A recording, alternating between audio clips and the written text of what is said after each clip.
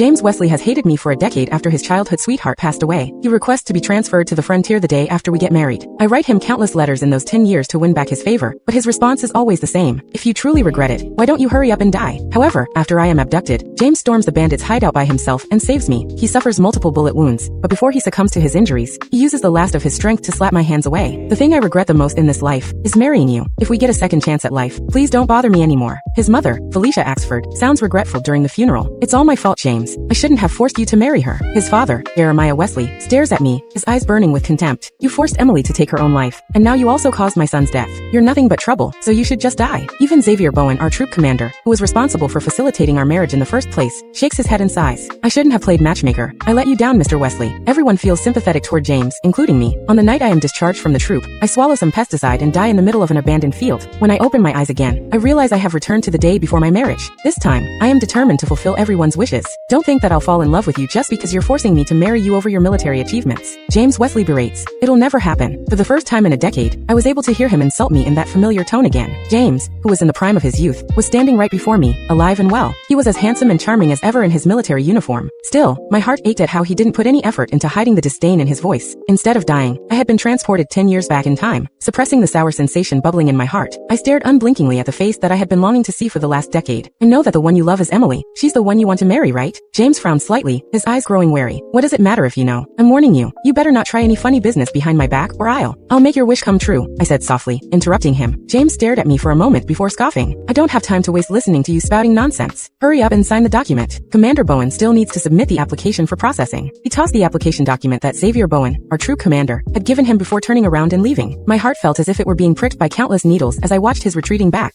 I had loved James with all my heart in my previous life and mistakenly assumed he had feelings for me too, because he had once risked his life to save me. Even his parents once said, James has a sharp tongue but a soft heart. He wouldn't have put his life on the line if he didn't have feelings for you. I only learned how terribly wrong I was after we got married. After finding out that Emily Hill had taken her own life, James had immediately requested to be transferred to the frontier. I wasted a decade of my life on him, and ended up being ostracized and despised by everyone around me. I still remembered how I had secretly traveled to the frontier to visit him, only to hear him confide in the soldiers around him after he got drunk. I shouldn't have married Catherine. I shouldn't have given in to my parents' stubborn requests. Most of all, I shouldn't have been absent from Emily's side when she needed me the most. I regret everything. James completely destroyed me when he told me not to bother him right before he breathed his last breath. It turned out that my decade-long love had actually been torture for him. The one thing he shouldn't have done in his life was meet me. Fortunately, I was given a second chance to relive my life. I was determined to stop James from dying for my sake, and I would fulfill his wishes to repay him for saving me in my past life. Once everything was over, we would walk our own paths and have nothing to do with each other for the rest of our lives. I picked up the application document and wrote Emily Hill on the dotted line before exiting through the door and getting into the car.